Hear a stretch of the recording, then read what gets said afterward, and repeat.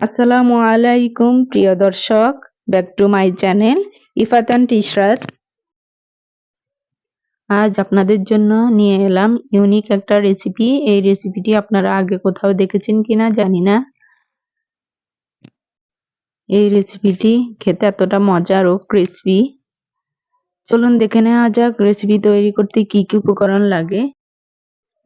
প্রথমে আমি একটি মিক্সিং বলে ডিম ভেঙে নিয়েছি। এখন ডিমটা ভালো করে ফেটিয়ে নেব।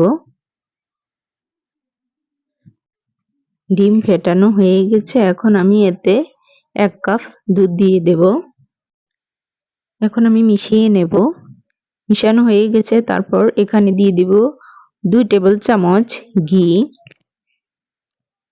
তারপর স্বাদ মতো লবণ দিয়ে দেব। লবণ দিয়ে আমি মিশিয়ে নেব।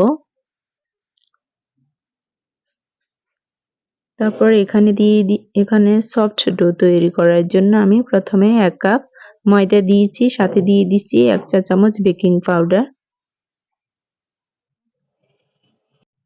সফট ডো তৈরি করার জন্য আমি ময়দাটা আস্তে আস্তে দেব।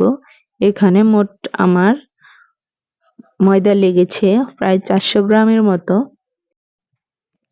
400 গ্রাম ময়দা মানে আমার 2.5 কাপ ময়দা লেগেছে।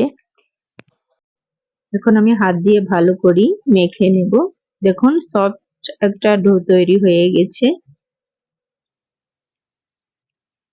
এখন আমি একটা ফলিতে করে এই ডোটা ভালো করে মুড়িয়ে 10 মিনিট জন্য রেস্টে রেখে দেব। দেখুন 10 মিনিট পর ফিরে আসলাম। একদম সফট হয়ে গেছে ডোটা। এখন আমি একটা বোর্ডের উপরে রেখে একটু ভালো করে মথে নিলাম। এখন আমি বোর্ডের উপরে সামান্য ময়দা ছিটিয়ে তার উপরে এই ডোটা রেখে একটু চেপে চেপে বড় আকারের একটা রুটি বানিয়ে নেব। রুটিটা একটু বড় এবং একদম পাতলা হবে রুটিটা। দেখুন এরকম একটা কুকি কাঁটা দিয়ে আমি এরকম ছোট ছোট করে কেটে নেব।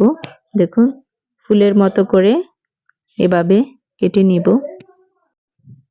এই পিঠাটা তৈরি করতে এরকম কুকি কাঁটা লাগবে। এভাবে ফুলের মতো করে কেটে কেটে নেব।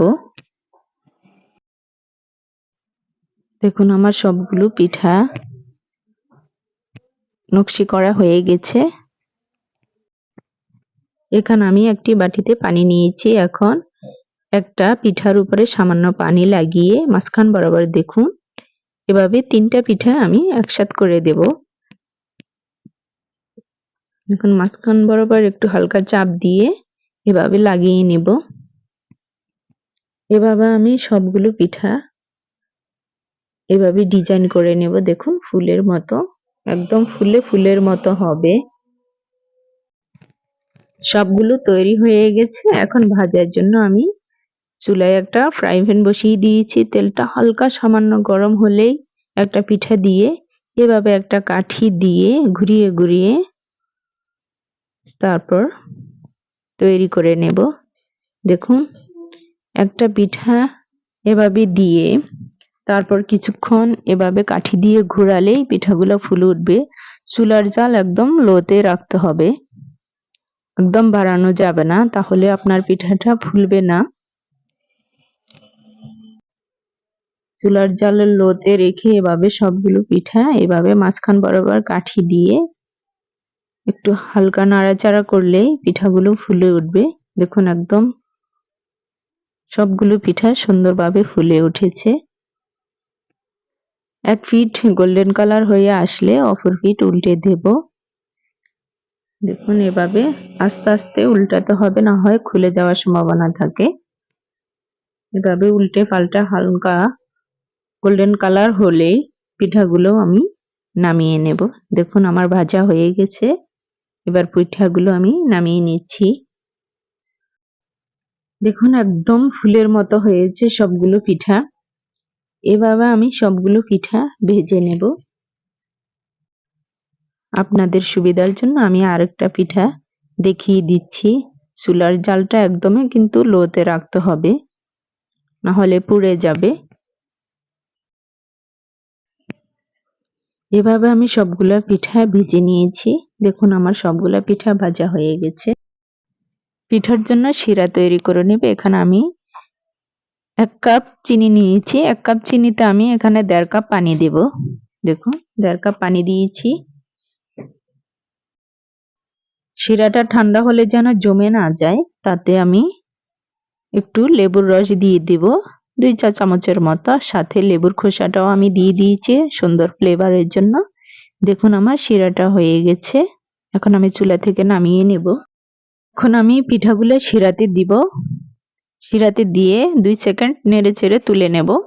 এভাবে আমি সবগুলো পিঠা শিরাতে দিয়ে উঠিয়ে নেব। বেশি সময় রাখবো না, তাহলে নরম হয়ে যাওয়ার সম্ভাবনা থাকে।